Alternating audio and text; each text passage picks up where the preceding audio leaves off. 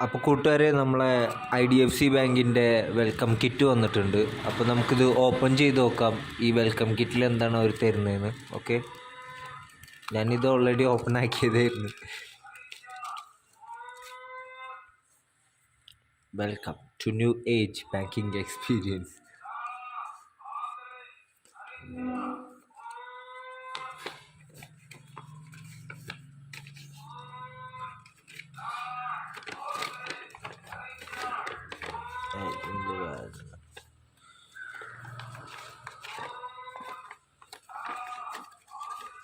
ഇത് ഗൈസ്, അപ്പോൾ ഇതാണ് നമ്മളെ ATM കാർഡ്, IDFC ബാങ്കിൻ്റെ.